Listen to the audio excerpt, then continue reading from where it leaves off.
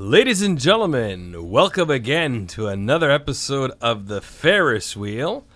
And I'm your co-host, Ferris Kennedy, my partner in crime, number one, Stephen Wheeler. And fresh off parole again, my partner in crime, number two, is going to become a staple with us, Dr. Ian Clark. Dr. Clark, good to see you again. It's wonderful to be here. It's certainly a thrill. I'm glad to see that your parole officer was kind enough to let you stay. Yeah, I have to get out, and it's either this or a park. So I just, I may as well stop in. Wheels, what's your scenario? Well, I was talking with his officer and having a good conversation about his touring Folsom Prison. Yeah, it's very tough. I'm in minimum security now, so they grant me a lot of leeway. What kind of food did they feed you there? It's really not bad. It comes in a stainless steel plate, and I know it doesn't hurt, but sometimes you jackknife with pain after imbibing it. It's up there with the Mongolian hot pot for torture. I mean, yeah, you really have to burn out your insides. It's an incentive to keep out of jail, and I tell kids when I give them talks about that. Besides the other things in prison they might find unpleasant. Well, Dr. Clark, I can tell you one thing. You talk about torture. There's a list here of bands that I think are going to be enough torture. Oh, boy. So for those listeners that have been following us and actually do love us, there's quite a few, actually. Probably could count on my hand and have a few remaining for how many actually love the Ferris wheel. And it's actually starting to gain steam. We did our first initial show was on the classic rock how do you want to call it? Not chronological order, but genealogy, I guess. What was the true definition of classic rock? And now that we got Dr. Ian Clark, who's a musicologist and connoisseur, blog writer, editor, and probably prescribes medicine for those that listen to crappy music. We got a list here, and it's not in any particular order. And they kind of title it as the greatest American rock bands, but I see a few British bands over here, and I see an experience that just shouldn't have happened. They even got Josie and the Pussycats on this one here, Ian. What the hell are your thoughts? They were outstanding. They no one knows this, but they were scheduled to open Woodstock, but because of the mud and everything, they couldn't fly in. And so, I guess who opened it? John Sebastian or Richie Havens? Yeah, but it was Josie. She was set up to go in from San Francisco, and they couldn't get her in. I don't think the Pussycats are with her. She's going to do a solo gig there. It's all in the movie. Well, we'll see how, and everyone knows how that turned out. So let's bring it out. People want to know what is classic rock. What did it start? If you guys remember our first show, and I really hope you do, because I certainly do. I have it memorized and I sing it in my sleep.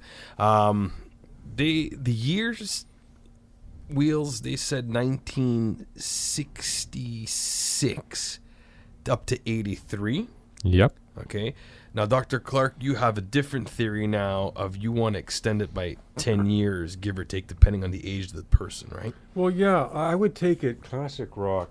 For instance, if someone plays me Twist and Shout by either the Beatles or the Isley Brothers, I'm going to go pre-66. I'm going to go into the early 60s. In the 50s, you got groups like Dion and the Belmonts and these kind of guys, Chuck Berry. Maybe that's not classic rock, but I would argue some of the groups like the Beatles that are in classic rock, they're putting stuff out in the early 60s. So let me go to 62. And people tend to go into the early 80s with classic rock. I don't know when the shut-off date is, but the idea is that every generation is going to, I think, extend the date because their classic rock will be our grunge. And they won't necessarily interpret it as grunge. It'll be their classic rock. And they'll just add on to it. But today we'll be speaking about kind of the sure thing. So if you talk about classic rock, it's going to include, Led Zeppelin, whomever. This is not open for debate, right? This is self-evident. And we'll also be touching on bands that are borderline, that... like for instance, I was looking through the list here, and they're talking about, David Bowie, okay, or Bob Dylan. Like he put out what you might call rock and roll, Dylan, and Bowie was almost close. They used to call it theater rock, and then glam rock, whatever. I mean, is it rock and roll? Is it classic rock? I don't know. Other bands that are like, I don't see Emerson, Lake and Palmer. I don't see them here, but this is a different kind of rock and roll. How can you compare Emerson, Lake and Palmer, for instance, to Aerosmith? I don't know. So you cast a pretty wide net. A few are going to get through the seams. So today, it's open for debate and discussion, which makes it a great topic. Well, for me and Wheels, I know Wheels is more prog rock knowledge-wise. Yeah. I don't know much about prog rock.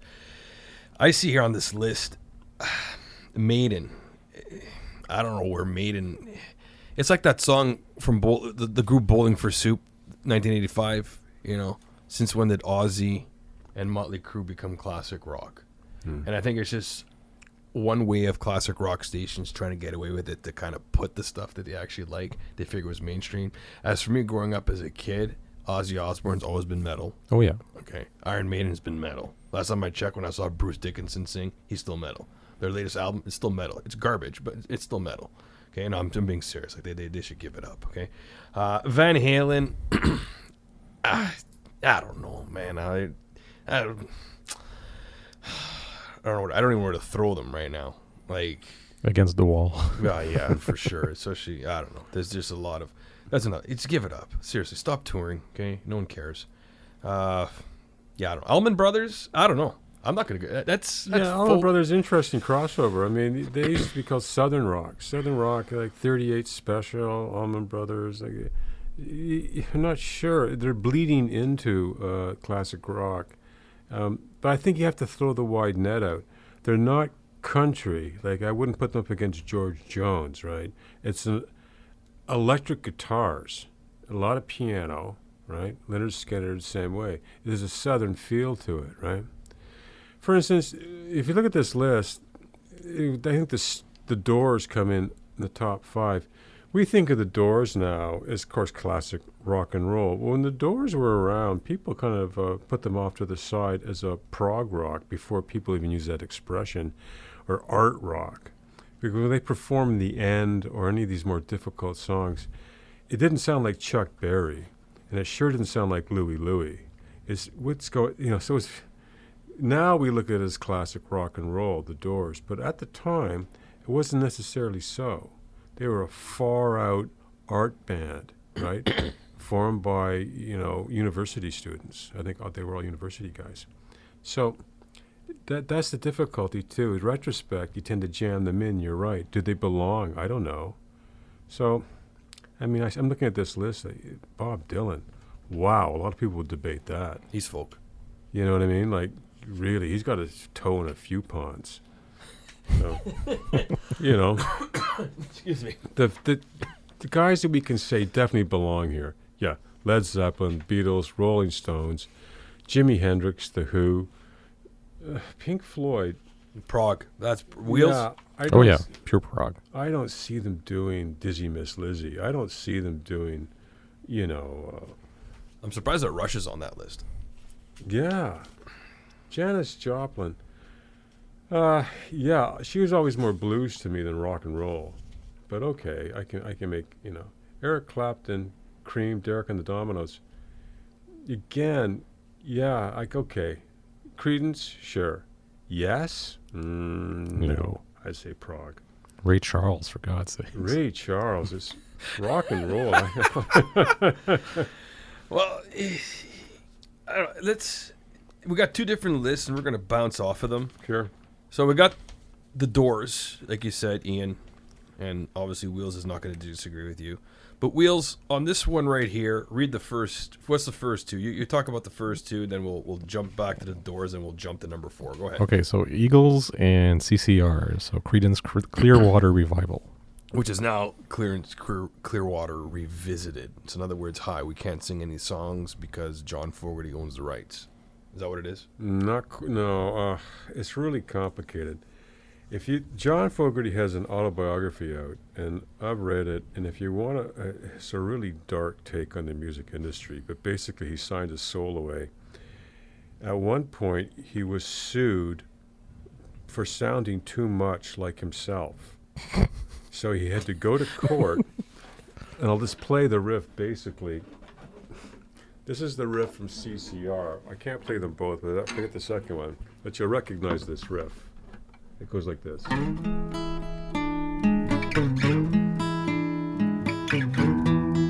You know that riff? Oh yeah. Okay.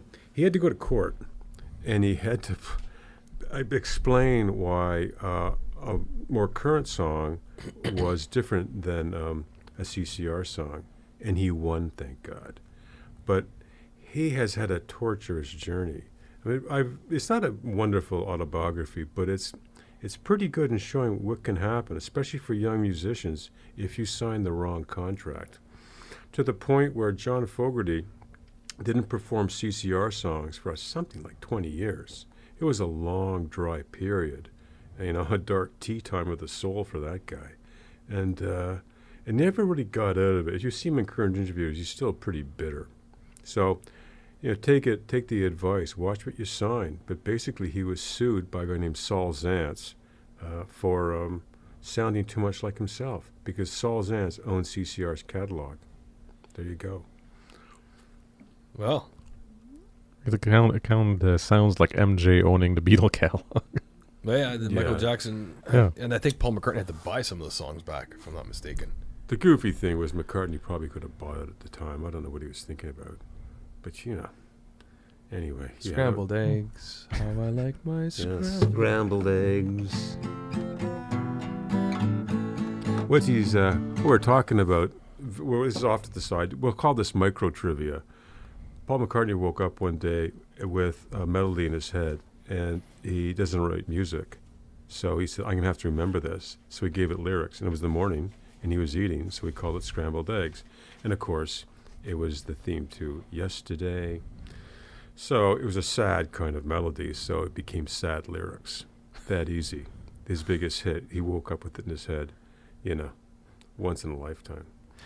And he was worried because he thought it sounded similar to other songs. So he didn't release it for a little while because he asked other guys, you ever heard the song before? He said, no. Okay, let's do it then. And that's what he did. And he performed it solo on the Ed Sullivan Show without the Beatles. There you go. I like that. Micro trivia. Yeah, we'll do some micro trivia. So we did the Eagles. Have we covered the Eagles? Wheels? Oh yeah. Well, we've covered them in a lot of shows in the So we past got as well. Eagles, Clearance, my God. CCR. CCR. The Doors.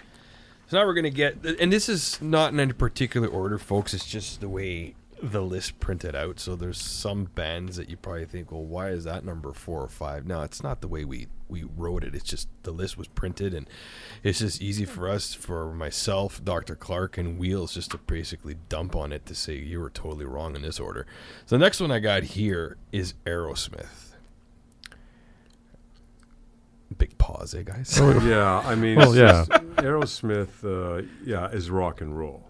I mean, I don't think of them as being It's not art rock for one. anything progressive about No. Aerosmith. No, they're classic rock. They're classic rock. They're classic rock. It's not debatable, and they're one of these bands that's up and down. I remember Aerosmith from the '70s, where they had a hard time, attracting an audience. They weren't going anywhere, and they got off drugs, got healthy, and they made a comeback. It's a bizarre story. It never happens to rock and roll, and it happened to Aerosmith. So there you go. But yeah, they've been around forever, and the boys from Beantown, and yeah, sure, it's rock and roll. They are a guitar-based band. When a band gets away from being guitar-based, then it almost slides a little bit on the classic rock scale. You have to kind of question. Most of the bands we'll be talking about today are what I would call guitar-based bands, like ZZ Top or Pearl Jam or what have you. Van Halen, obviously the biggest guitar-based band in the world. That's what they celebrate. So, yeah, I don't see anybody here with a lot of, symphony orchestra stuff.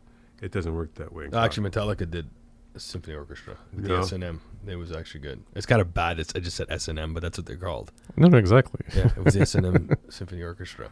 But anyways, on the list, Lynyrd Skynyrd. That, to me, again, Does this sound like this swamp music they want to call it, or the southern? What is southern rock? I don't. Southern Gothic, like it's it's a southern. There's fiddles, there's piano, and they're not yelling. One of the big prerequisites of rock and roll is yelling, and I'm sorry, that's just what they do.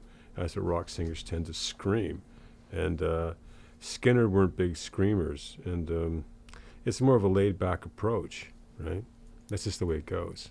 But I would say, yeah, they're rock and roll, but very different, for instance, from Aerosmith. Oh yeah, worlds apart. Worlds apart. Now, if you notice in this little list, they list albums next to them, and they only put about 3 albums. So I'm going to use an example. Aerosmith, they put Toys in the Attic, Pump, and Permanent Vacation. Now we're getting to Van Halen. Mm-hmm. All right. Yeah. Van Halen. So it's Van Halen, 1984, and Diver Down. Correct me if I'm wrong, but all 3 of those albums are with David Lee Roth. Mm-hmm. As far as I know. As far as I know. Wheels? Oh yeah, same here. So now you're not mentioning anything about Hagar. In the words of my buddy Mark, don't get me started on Gary Sharon. So this is, you know what I mean? This is, I guess, what people truly identify. It's Van Halen classic rock, though. Because they came out they came out in the 70s. Well, if you're a millennial, they're classical rock. Yeah. If you're a baby boomer, they're modern rock. It depends on your. No, if you're a millennial, you have no idea what the hell you're talking about when it comes to music. All right, like let's just they got this mumble rap stuff going. No, like I can't understand a damn word they're saying. It's very angry too. But anyway, I'm not that angry anymore. I can't relate to it. No, I'm not sorry. I've The beauty of Xanax. So I'll let Ian do. Actually, here's, you know what, I'm gonna get. Oh no! I want to talk about Tom Petty. Yeah, that's what I was gonna. I got some issues. Yeah. I got some really bad issues. I know he's gone now. Listen, and it's probably unfair and mean to go after a guy that can no longer defend himself. But listen, I don't know how he ever got through the sluice gate of fame. I remember when he appeared, and I thought he was trying to do almost a Dylan parody, where you kind of go monotone with a bit of an attitude. And I just don't get it. You know, I heard his songs. They're kind of 3-chord wonders, 3-4. And then he got into Traveling Wilbur. What the hell is happening? This guy must have an incredible manager. You know, it's just to get him into these situations that I never saw it. I didn't get the appeal, you know. And I can kind of leave it at that. He mystifies me. As I say, you can't argue with fame. I'm mystified by his fame. Well, he got lucky with the Traveling Wilburys, right, Wheels? Oh yeah. What happened? Was it George Harrison that left his guitar? Yeah, that's it. George Harrison left his guitar at Petty's place, and all of a sudden he goes and pick it up. He's like, "Oh, hey, by the way, next Saturday I'm starting a band. You in?" This is what I mean. Like, it's rock and roll. It's just, you know. Karma. Yeah, I mean, you in. So he's in. But, she's a good girl. She did all these songs.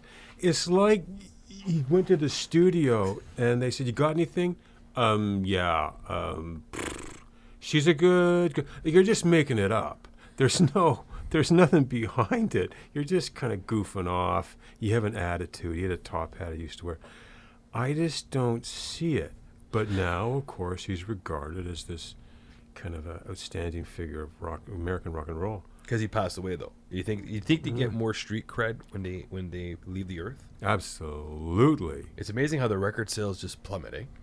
Oh yeah. Or not plummet. Sorry, No. skyrocket. It's Skyrocket. skyrocket. I mean, they say, an early death is an amazing career move, but unfortunately, you have to pay for it rather extremely. Yeah, but a few of them had faked it in their times. Paul McCartney? We're not going there. I don't know if he did. Well, that whole of the walrus. Oh, Is yeah, Paul dead? Well, Keith Richards is supposed to be dead. I don't think he knows it yet. Well, there's a great meme on the internet. Every time you smoke a cigarette, Keith Richard gets 6 years of your life. No, but they had people fake their deaths. Kurt Cobain, actually, first time around, had faked his death. Yeah, that poor guy. No, but I'm serious. And I don't think he needed to do it to gain popularity because he was already... Oh, no, I think it was to escape Courtney Love more than for popularity. I wouldn't fake my Courtney Love coming after you. I say I'm going to still stick with my Celine Dion thing. That if you have to choose between Courtney Love or Celine Dion, Actually, I couldn't decide that. I'd take my own line. I wouldn't even, if that was my choice, I'm out. Okay, fine. Taylor Swift, Courtney Love. Oh, okay. Maybe I could probably pull the car over. But if you no. Anne Murray, Courtney. Oh! All right, what do we got next? Metallica. I love Metallica. Yeah, I mean, there's no debate. It's a rock band. Yeah. But they're going country, right? They've gone in so many directions. No, but really. Wheels, tell me about James Hetfield. You said he was supposed to do something with country. Did I? Oh my God, what are you reading these days? You're reading all this stuff. Ian, he calls me. He's like, guess what? I read an article. Oh, what'd you read? I read about Metallica. Oh, cool. Did another album? Because I really didn't like Hardwire too much. It's like, no, because they're going to go country. I'm like, Metallica's going to go country. Well, they put this video. I saw a video, and they're performing alongside the hits. It's really interesting. Like Lou Reed, Ray Davies. Did you see that? I think so, yeah. It's very odd. They go into. You guys know the song "Sweet Jane"? I love it. He's got the guitar. Here we go. Again. Here we go. I'm going to do one riff. First of all, they're with Ray Davies, and he comes on, and it works because you can see Metallica doing this song. All right. I'm not sure. It's either this one or the second goes. Of course, that's going to sound good for Metallica. Of course. The other one that goes.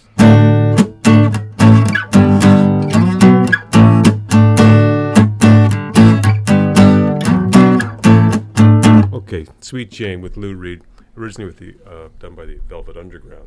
Of course, it's going to sound great. As Lennon once said, a good song is always good. Does it fit Metallica? Yeah, because it's a guitar song. It's not, it's nothing but that. So, of course, the riff sounds great. If you can catch it on YouTube, it's worth watching because they bring on these guys that I don't know, I just don't see Lou Reed on the same stage. It wasn't that long before Lou Reed died, but it works. It's a great version of Sweet Jane. The next band, this is your band, Ian. Yeah, sure, the Beach Boys. Yeah. Okay. Now we're talking with the Beach Boys. Okay. There used to be a genre, and I still buy CDs from it called surf rock. And surf rock, I guess obviously the Beach Boys are the leading exponent, but Jan and Dean, guys, bands like that, the Safaris. Where's Pat Boone come in? Pat Boone is different. Pat Boone is Love Letters in the Sand. Yeah, Love Letters in the Sand, and he did that Little Richard, Tutti Frutti. Like he was an interesting. He was so white that he was whiter than bread. Yeah, he just sucked the air out of the room, and as a result, no one is kind of following Pat Boone anymore. Although I think he's still alive. Yeah, I know. Actually, you know what? He is. I actually bumped into Pat Boone at an airport. Oh, I would have really bumped into him. Yeah, literally. I literally tripped on him. And I ended up saying, sorry. He's like, oh, it's okay. And then they're like, paging Pat Boone. No like, way, oh, get out really? of town. No, I'm going to say, talk about use my fake name. Actually, to be honest, the most famous singer I've met, it was in a restroom in Chicago. Oh, okay, stop there. Yeah, That's it was. Okay, No, I'm washing my hands, and who walks in? CeeLo Green. Oh, I would leave. I wouldn't even. Try I left. I wouldn't try off. I'm serious, but I met CeeLo Green was there, and he's literally short. Like, yeah, most of these, a lot of these guys. Yeah, he's like a dwarf, but he had like his friggin' hat on. Like it was CeeLo Green. I was like, holy cow! Like what the hell is this guy doing in Chicago? Yeah. Like, I guess he's allowed to travel, right? But yeah, that's the only one. I don't know where I'm going with this because you said Pet Sounds. I brought Pat Boone. Yeah, well, sure. I mean, we've all had these bizarre celebrity encounters. I've had a few in my life, and I didn't know who they were. And I tell people, "Are you kidding? You met them?" I said, "Yeah, but I didn't know that." The Beach Boys, do they believe in, but rather belong? Belong? They believe in rock and roll. Do they belong in rock and roll? Yeah. Okay. I mean, they do a lot. Well, Pet Sound brought Sgt. Pepper, which brought prog rock in the 70s, which... I know. Is Pet Sounds before Sgt. Pepper? Yep. Okay. Just by about a year. Well, about a year. But on Pet Sounds, it's not really rock. I don't know. You're going to have to define rock. When people talk to me about rock and roll, I think about the pioneers of rock and roll, right? Little Richard, Fats Domino, Eddie Cochran, all these guys. When they talk about rock, I think about The Who. I think about Van Halen. Yeah. This is who I think about. And then there's prog rock and there's grunge and all these split-offs. We'll get to these guys, but ZZ Top, are they rock? Yeah. Nirvana? Grunge. I just don't see Nirvana. I guess, I'll put it in a macro sense. There's always been this debate, and this is going to scare some listeners, but there's always been this debate, were the Beatles a rock band? And the listeners think, well, of course. When you start drilling down a bit, not necessarily so, as the song goes. Or were they a pop band? Mm-hmm. There's a difference. Okay, pop music has 2 to 3 minute songs. It has boy meets girl, boy loses girl, that type of stuff. And then it clears out. They certainly started as a pop band. Maybe they became a rock band with Revolution, kind of, maybe. But you can make the argument that the Beatles were not a rock band, however, the Rolling Stones were. The Rolling Stones were primarily a guitar band. I'm going to have to agree what I with mean? that, yes. Oh, It's yeah. a really interesting discussion. I don't know. I've always been on the line, and I love the Beatles. But when I think of rock and roll, I don't think of the Beatles. No, a little too soft. When you mean Goofy song. when you mean rock and roll, because Isley Brothers did Twist and Shout before the Yeah. Beatles did. Okay. Oh, yeah. And to be honest, I actually like the Isley Brothers version better. Yeah, it's good. It actually is good. And I downloaded it. I paid $1.29 for it on iTunes, and I'm happy. But I'm gonna have to go with the the Beatles. What are they considered? Are they considered rock? Are they considered pop? Depends on who you talk to. Yeah, really. After the breakup, like 10 years after, they released an album of Beatles, a collection called The Beatles Rock and Roll. Okay, the stuff on there's like Chuck Berry. They do a version of Money, right, out of Motown. Yeah, it's rock and roll, I guess. Sure, but it's the Beatles singing, so it's popified. Like, it's not really the raw stuff of the original Chuck Berry or Little Richard or Jerry Lee Lewis or any of these guys. It's the Beatles. So they tried, but I don't see them as a rock and roll band. I see the Rolling Stones as rock and roll. Right? Maybe the Beatles are rock and roll for the suburbs. Yeah, that's a great way of putting it. I like that. Well, because you didn't we say, well, actually in our previous show, the Stones their last album was blues, Right. and they kind of did they not start off as a blues band? Yeah, they started off as a blues band. In fact, I think Mick Jagger was in a band before the Stones called Little Boy Blue, if I got that right. They were a blues band, and that's what they got. They listened to blues music, and he plays a really good blues harp, Mick Jagger. And then they heard Chuck Berry, and they said, okay, and then off they went with rock and roll. So, and they always were rock and roll after that, right? If you listen to their riffs and their hits, it's all guitar-based rock and roll. Now and then they'll use a keyboard. Very rare. Usually it's Keith Richards, driving in the back. Their greatest album, in my opinion, is Exile on Main Street, which I think is 71. And it's super, like Tumbling Dice, all these stuff. It's really guitar music. 4/4 time, punched-in music. There's nothing prog rocky about it. It's just rock and roll. It's a double album. So, and it's been re-released actually because it's known as their best album. Now, got here Guns N' Roses. To me, they're more hard rock. I don't know why they classify them. Mind you, they listed probably 3 of their best albums: Appetite, Lies, and Use Your Illusion 1. Yeah, but I mean, they're probably on this list for the same reason ZZ Top is there. I mean, ZZ Top is Southern rock. Yeah, they have an interesting mix on their guitar, like a fuzz tone or something. But Yeah, actually, we should call them fuzz rock.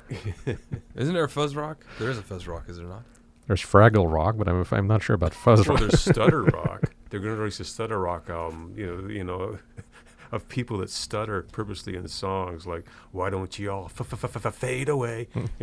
And they have a whole, you know what I mean? There's like 30 good stutter rock songs. And now we got Ian's favorite band, Fleetwood Mac. Okay, well, that's with a certain amount of irony, but I do like Rumors. But hey, is Fleetwood Mac rock and roll? Okay. you look at the roots of Fleetwood Mac with Peter Green. Yeah, there's a lot of rock in there. Like he was a good writer. He was a great guitarist. But then they brought in Buckingham Nicks. If you listen to their album, it's very folky. And so you got this huge folk element. You listen to Rumors. I always thought of it more as folk pop or pop folk than rock and roll. I don't. It's only rock and roll in the 70s. Yeah, kind of thing. really, that kind of, I don't know, West Coast, laid back, very, jasmine in the air stuff. I just don't see them as rock and roll. I see them as folk rock. Well, they got Pearl Jam on this list, and to me, that is 100% grunge. Oh, yeah. They lived off, or not lived off, I think Neil Young was the one that really opened up the door for grunge, and this is where bands like Soundgarden, Nirvana, Pearl Jam came in. Audioslave, I guess, came before that, so it was kind of like a branch of, and Alice in Chains. So these are the bands that I grew up and loved. And Wheels actually were in the same age category. Ian, I'm sure you could appreciate Pearl Jam, what Eddie Vedder and Mike McCready have done. And I also give Mike McCready credit because Mike McCready did a few things with supergroups. He kind of went with Mad Season, where it was Mike McCready and from Alice in Chains, Lane Staley. And I always clearly said in my second show, I miss Lane Staley dearly. I didn't know the guy, but just his voice alone was so powerful. So these are, to me, grunge. And eventually, like Ian had said, they're going to go, and depends who you talk to, where someone's classic rock ends in 95 or 92, right? So now we're bringing up this other band, the Sonics. Well, the Sonics, yeah, wow, what a band. They're big. I was saying earlier off air that they're known for having the longest space between albums. I think they released one in 1966, and I think in 2014. They are the ultimate garage band. I beseech listeners to go out and where you can find Sonics. They're all over, actually, on the internet, and you'll hear three-chord rock and roll. What they used to do is overplay the recording boards, so everything is fuzzed out and distorted, and you can't believe it's from 1966. I would label them as one of the great American bands, and their songwriting talents are kind of shallow sometimes, but that's rock and roll. It's just 3 or 4 chords screaming. There's a video on YouTube where Eddie Vedder joins them to sing some of their stuff, and it's so sweet because you can see the link between grunge and the Sonics circa 1966. These older guys with gray hair and stomachs hanging out, and you realize, and Eddie Vedder's piping beside them. You go, great. There's the linkage you always look for. And it's true. Go on YouTube and just Google the Sonics with Eddie Vedder. It's there. So, yeah, I would include the Sonics on this list. Journey, they're actually considered a supergroup. And to me, they pretty well ended their career in 2007. Or they should have. But it's just Perry's gone. That was it. Exactly, It's done. So we're not going to do they need to rehash these ones again? No. Okay. This one here, actually, these next two, Jesus, Bob Seger and the Silver Bullet. Man, why am I laughing? Yeah, I just don't. Because it has nothing to do with rock. C'est la vie, right? That's. I don't understand why he's on the. I mean, he has a few hits. I mean, he's there, Detroit rock and roll. I guess. In your time. Against the wind, okay, and Night Moves. I mean, they're nice songs. They're kind of ballady. He had a hit called I Love That Old Time Rock and Roll. And the fact that you have to broadcast it probably is questionable. I mean, Risky Business was where he made it more popular, did he not? Yeah, Tom Cruise sliding with the socks there. Oh, yeah. Yeah, Tom Cruise. But okay, he's there. Okay, I don't know. I mean, it's overambitious, I think, to include him. Heart. Okay. I want to know. No, it's a foreigner. Never mind. I want to know what love is. No. No. They're little. Where's the one? Barracuda. Ding, ding, ding, ding, ding, ding, ding. Okay, the Wilson sisters. Yeah. Okay. I guess it's rock and roll. Sure. I can let them in the door, but The back door.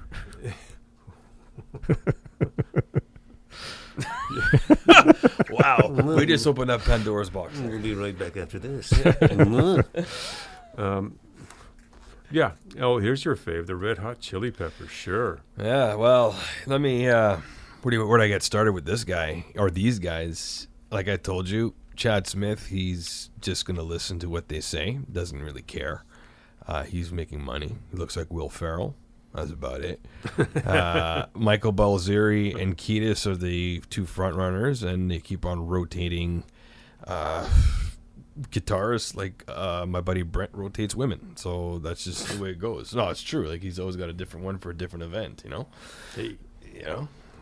No, what can you say? You got to keep the people on their toes. Well, I guess they're keeping people happy here, right? Exactly. Because I'm on the fence between. I don't mind Frusciante. Everyone knows I got mad love for Navarro just because of who Navarro was. Are they considered really rock? They're California rock. Yeah, I guess so. Like, again, I don't know. I would say they could be on the list. It's funny because you heard of Sick Puppies, Ian? Yeah. Okay. Wheels? Yep. Okay. So Sick Puppies, you got one guy from California and the other two are from Australia. Okay. Same thing with Red Hot Chili Peppers. Balzeri is Australian, and the rest are from California. Mm-hmm. I don't know where I'm going with this, but I just thought what is it called? Micro what? It's a micro trivia. Micro trivia. Well, yeah. Who was Flea's father? There's micro trivia. I don't know. I have no idea. Chet Baker. Who? Really? Yeah. Chet? Chet Baker. No way. Way. Oh, jeez. There you go. That's his father. Where did Michael Balzeri come in? I don't know. Chet Baker's like, Chet Baker was this sad jazz guy. They look similar too. Chet Baker was a good-looking guy who got into drugs. And the heavy ones too. Yeah, but Michael Balzeri is not a good-looking guy. He got into drugs, wears a sock on his junk, and you know what? Actually, here's another micro. You know trivia. your life's over Yeah. when you're known for wearing a sock on your junk. Okay, there was another That's in your micro resume.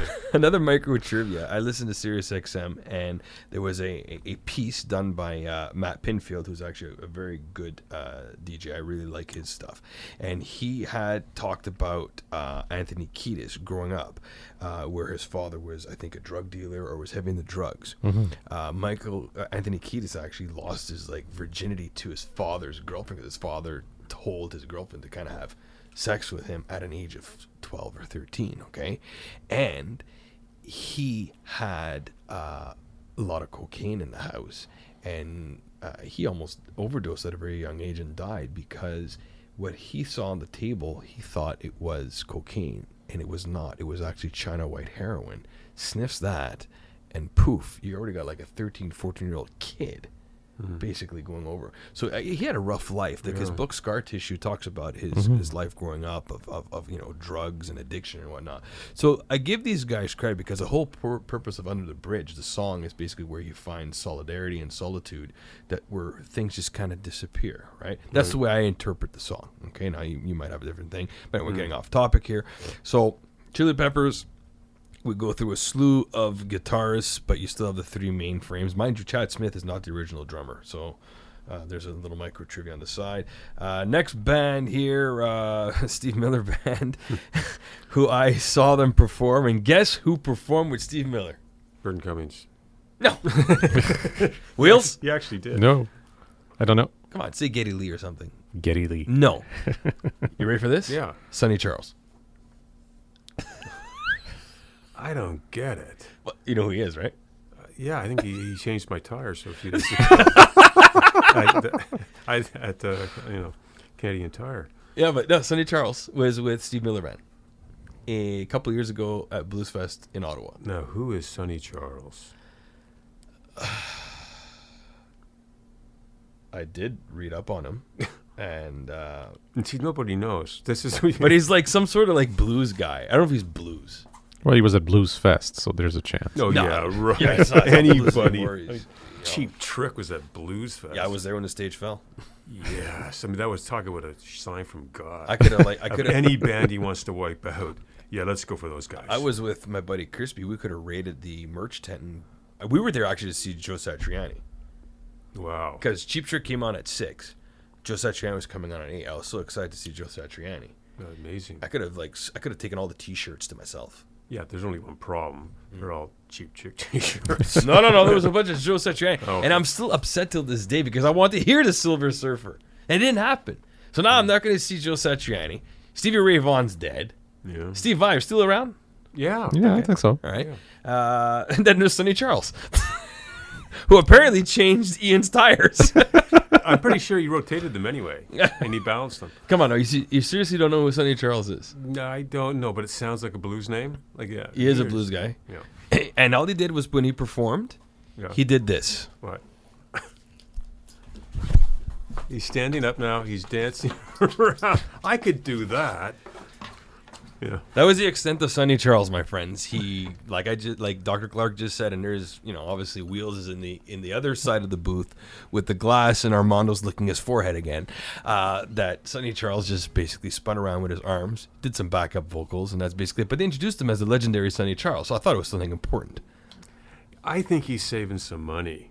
I mean, you want an opening act. No, he was an opening act. He's with him. He performed with Steve Miller. Okay, well, that's what Steve Miller does this. He did bring out Burton Cummings, and they sang "Fly Like an Eagle" because he can, and people kind of know Burton Cummings in the States, right?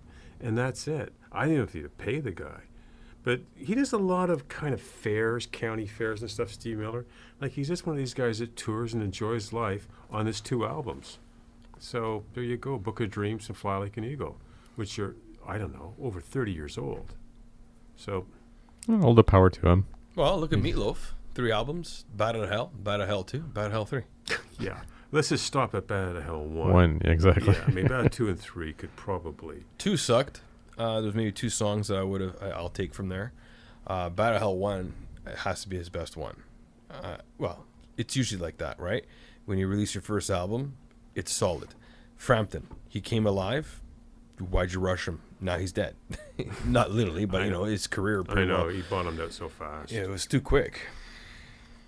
All right, Well- we'll go next on the list. Oh, sorry, you want to say I was something? going to say, what's the song Meatloaf? The old joke, we'll do anything for love, but I won't do. Yeah, well, let's change your name to Meatloaf. So what won't you do? Exactly. Marvin Lee Aday. Oh man, what a piece of work. Gee, have you seen that guy? Really? I remember him from the Rocky Horror Picture Show. I couldn't believe he cut an album. Now he, you know why he got the name Meatloaf, and we talked about this in our. We had a list of names that weren't really the real names. The Ramones are not even related, but we'll get to them later because they're going to have a list. But Marvin Lee Aday changed his name to Meatloaf, or not him, it was given to him, the idiot, because he was big into motorcycles and he got drunk one stupor with his buddies, and his buddy had a motorcycle and he's like, oh, well, let me see if I could do wheelies. He's like, yeah, man. He goes, use this ramp and I'll put my head over here and see if you could go over it. Well, sure enough, what happened was, back wheel skims the side of the back of his head, and it was like, he got Meatloaf for brains. So if you notice why in the Rocky Horror Picture Show he showed up in the asylum with the motorcycle, hence the irony of, hi, I'm an idiot. I had my friend run over my head with his motorcycle. I'm lucky to be alive. My new name's Meatloaf. And I would do anything for love. But I won't do that. Exactly. But to change your name. Yeah, it's just, he's mystifying. He had a good voice. I don't know. Every time I think about it, this is an old film footage, but he'll come out and say, Bow to Hell, Side 2, and go into that. Because what else are you going to do? I mean, it's just, hey, he's just one of those mystifying characters that's still around. He stayed alive. Thank God. Wheels, we got next on the list there? The Allman Brothers Band. Yeah, that's folk, southern. No, yeah, really, really good musicians. I mean, the Allman Brothers Band. I mean, Dwayne Allman wasn't with them very long, of course, before he died. But Well, Greg passed away, was it last year? yeah, I think so. It was last year. Yeah, I remember talking to Greg Allman in an airport. You can't miss him. I mean, you know. At Fillmore, okay, Live at the Fillmore East. Probably was- one of the best recorded albums in terms of sound. It's just incredible. I mean, it's just one of those albums that the stars crossed, and it's a classic album. It's worth to this day. It's worth the listen. It's just, but it's Southern rock. Yeah, You know? I'd agree with that. Mm-hmm. What do you got there next, Wheels? Santana. Okay, I got real problems including Santana in a rock and roll list. I don't know where to even classify him. Well, depends on the album, I think. Black Magic, was it Black Magic Woman? Was it? Yeah, well, he did a whole Abraxas, I guess, is his big breakthrough. But you know, 30 years ago, they used to call bands like Santana. They would call world music, and because they didn't know what to do with it. I mean, he's singing in Spanish half the time. You can't put him beside Beach Boys, whatever it is, right? They didn't know what to do. They call it world music. And they would have African music. Everyone was world music. And that's where you'd find them at Sam the Record Man, world music. And Even Canadian music? People from Canada, were they considered world music in the States? Is that how it goes? These eyes. Yeah. Because, Captain Orange right now would probably consider everything world music. Well, now it's all changed, right? Now, so yeah, Santana performed at Woodstock. Woodstock was supposed to be anyway a rock festival. So he got I'll refer to Santana, the band, as he is, as Carlos Santana, as a rock performer, and it's electric guitars, but it's a Latin beat on stuff. It's very different, and he does a lot of Spanish songs, Spanish melodies. Is it rock and roll? Again, it depends what mood you're in. I don't think it's rock and roll. I can't see him as also on this list is REM. Okay, Michael Stripes. Yeah, is it rock and roll? Again, it depends on your mood. When I think of REM, I don't think of rock and roll. I don't think of the Who. I think of Shiny Happy People. Yeah, great. Think of the 80s, basically. Yeah. Well, yeah, to me, because they came out in the 80s. They came out way past that cutoff. I think 87 is where they came out. Yeah, and I think their songs are really topical, and the lyrics are intricate and well written and moody, and I don't put them beside ZZ Top. I think it's hard for me to include REM as a rock band. I consider them more, not a glam rock, but like pop. I think of them. I think it was folk rock, kind of cerebral, like like a prog folk punk. Yeah. Punk. You're gonna throw punk in there? They had a punk sounding punk period feel. at the beginning. Yeah. Kind of Really? at the beginning, they were kind of Like a- Ramones punky or Yeah. Sex Pistols punky, but Ministry's punk. they had this kind of they had a harder edge, but they very moody, a lot of kind of minor key, almost ballady stuff. I don't see them as rock and roll, but they had electric guitars primarily, and that was it. So maybe they can come in the back door on the list. Like Alice Cooper, no question in my mind. The argument could be made that it's prog rock, but I always think of Alice Cooper as rock and roll. Although it's more theater rock to a certain degree, because we have to think of who Alice Cooper is. He's a golf-playing Republican. He does live in Arizona. Huge Coyotes fan, by the way. Little tidbit of trivia. He was there to save the team for the NHL. Oh. Yeah, he's huge. He's from Detroit originally. So you think, no, actually he'd be a Red Wings fan, right? Well, he's retirement age, so Phoenix. So that's where he spent most of his life, Phoenix. And we did in our show for the names. Obviously, his name is It's Vince. Vince something, and I think Alice was his grandmother's name or something. That's why he took it. And Cooper, because he was a big fan of Cooper tires. So I just Wow. well, Sonny Charles changed his I tire. didn't like DuPont. Yeah, Sonny Charles changed his Sonny tire. Charles. I think it's a fictitious guy, the custodian of the stadium he picked up and told him to jump around and gave him $10. I don't see this as a performer, but yeah, Alice Cooper. Okay, he brought out an album in the 70s called Welcome to My Nightmare. And it was interesting. It was kind of like a Tommy type rock opera. Personally, I think those two things don't go together, but anyway. So, is he rock and roll? Yeah, he had an album called Killer. He had stuff like $1 Billion Babies. Yeah, School's Out. That's a rock song. So, I think of him as a rocker, sure. 18. What a great song. I mean, that's what a rock song's all about. No, I think it was good. All right, Wheels, moving on along. What do we got next on the list? Bruce Springsteen and the E Street Band. That's The rock. Boss. With Clarence, what's his name? Clarence Clemens? Clarence Clemens and Nils Lofgren and these guys.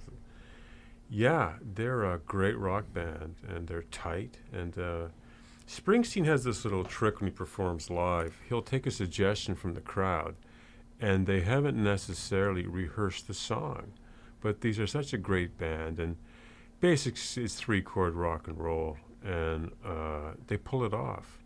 It's a very risky thing to do, is to take a suggestion from, and you haven't rehearsed it in a stadium. I mean, you got to have guts, and they do that. So, and they can do that because they're a great band. They know what the other guy's going to do, when he's going to break, how he's going to lead it in or count it in. That's the only way you can do that. You can't do it with a pickup band. The thing is, with Springsteen, he sticks to his boys. Never puts them under the bus. Oh, yeah. He respects them, Yeah. loves them. Now, this is something for Ian. This is where the operatic section comes in. Sure. Sonny Charles is a soul singer. Okay. And here's something. That's this Wheels are gonna like this one. Actually, you're probably gonna hate this one. It's a Phil Spector produced hit called Black Pearl, and Sonny Charles was the lead singer of Checkmates Limited. Okay. That's soul, brother. Okay, so he doesn't really have a career. The fact that you appear with Steve Miller, Sonny, maybe he could have gone somewhere, but He could have probably went Rush. Rush. Yeah. So Springsteen. Welcome to the list. I got number 27. I got Cold Drift. Remember Cold Drift, Ian? Cold Drift was one of these bands that came out of like a small town Ontario and just blew like a blizzard through San Francisco in the late 60s. They were actually, two of the members were originally from Faith and Tides. Right. And like you said, they were from a small town in Ontario. I don't know if they classify, considering they made it in San Fran, or they're considered, I guess America is stealing them from us, right? Is that what it is? Yeah, that was always the thing. They had kind of like Neil Young, they had kind of Canadian themes, Yeah. or Canadian feel to them. But they had guests on their albums like Grace Slick and like people from the San Francisco scene. And so people think of them as American. But they've won a lot of Canadian awards. They always come to the Canadian awards show up here, and they perform. And Katie Lang actually has a cover album dedicated to them. So yeah, I'd keep them on this list for sure. But you remember that festival in Fort Wayne, Indiana, back in '72, I think it was. I can't remember the name of it. Oh yeah, I think it was the one where there was all this anarchy, and they came out and they spoke to the crowd, kind of like. It's like it was called the Let's Do It Festival, and it was just about, like you said, about anarchy and all that. And you know who actually went on there and they did a cover of a song, and you know who went on there to sing with them? No. Sonny Charles. No way. I swear to God. Like, because the things with the Checkmates wasn't going too good, so yeah. he needed something. So literally. So not only did Sonny Charles tour with Steve Miller, Yeah. he went with Cold Drift, Yeah. and I believe Well, he was with the Mamas and the Papas. that's really interesting because the way he got into the Mamas and the Papas, if I can just pick up this guitar, they invited him into the studio. This is Lou Adler, about 1966, and they asked Michelle Phillips and John Phillips, "What do you got in terms of songs?" And they said, "We don't have much, but Sonny here."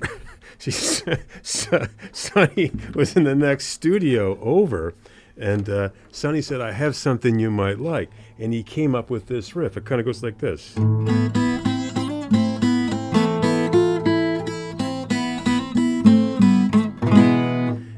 And they said, that's pretty good. And John Phillips covered that, and Sonny called it California's Dreaming. So if you look on the songwriting credits to this day, you'll see Sonny's name. And I think really he's lived on those royalties ever since. So I'm not surprised when you tell me he was on this kind. He opened up in 1972 for these guys because, he's here, there, everywhere. So next on the list, it's not Sonny Charles because it's actually Jimi Hendrix. The greatest rock star of them all. But I think Jimmy was influenced by Sonny Charles. Well, it's funny you mention that because a biography just came out, and I've read it, and it's really interesting because it's written by a woman who goes after Hendrix's, some relation of Hendrix who's now feasting off his estate. And one of the people that tried to stop her is Sonny Charles because he was a buddy of Hendrix. They were together, coincidentally, in the Army. People forget Hendrix was a paratrooper in the 1960s, and so was Sonny Charles. And that's where they met with Billy Cox and these guys. And he used to sing with Hendrix. Hendrix didn't have a great voice. I love Hendrix, but the voice was always a little, He sounded like stoned or drunk when he was singing. Purple Haze pounded him. Yeah. So Sonny sang. Hey, Joe. Where you going with that? Boom. So yes, he did some demos with Jimi Hendrix. So Sonny's certainly been around. All right, Winnie Wheels, what do we got there? Read me the next three, Wheels. So Soundgarden, Kiss, and Jefferson Airplane. Okay, let's just keep. No, Jesus, this is not. No. Soundgarden's grunge. Chris Cornell, God rest his soul, one of the most. I don't know, I miss him too. Okay, I know I miss Lane Stanley. I guess you could tell what era I grew up in. I'm a big grunge guy. Soundgarden was fantastic. They had Temple of Dog when you had Eddie Vedder and Chris Cornell. It's just that one of those super groups that just it worked. And this is where people would have thought a lot of egos would have clashed, but it didn't. They actually respected each other, which is kind of nice. I think Sonny Charles is probably jealous of that relationship. And this is why he's according to his autobiography. Yeah. Okay, so Kiss, I don't really care much for them. Well, they're a business. They were fine until the influence of Sonny Charles.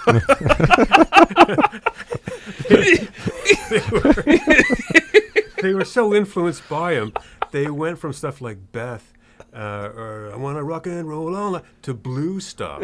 Like my they dog took off the died, makeup. Boom, boom, boom, boom, boom. I'm really tired. And I think it ruined the band. Because of Sonny Charles. Sonny Charles. His influence is pernicious sometimes. Wheels, give me your take on Jefferson Airplane.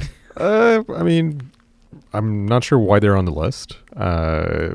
They had a few good hits, but I mean, I think they're more of a soundtrack band than anything else. That's good. The next one I like is Crosby, Still, Nash and Young. It would actually start off as CSN. Yep. Then it was CSNC for Crosby, Stills, Nash, and Charles. And then they felt that this didn't work out. And actually, he went on Carson and talked about that. I know. CNC.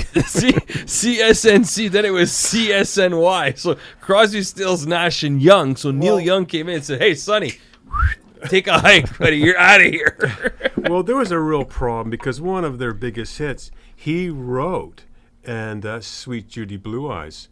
And I've heard the bootleg, and it starts like this. I'll see if I can do it. When you hear it, you'll say, yeah, that sounds, but this is the Sonny Charles thing. It went like this. Kind of like...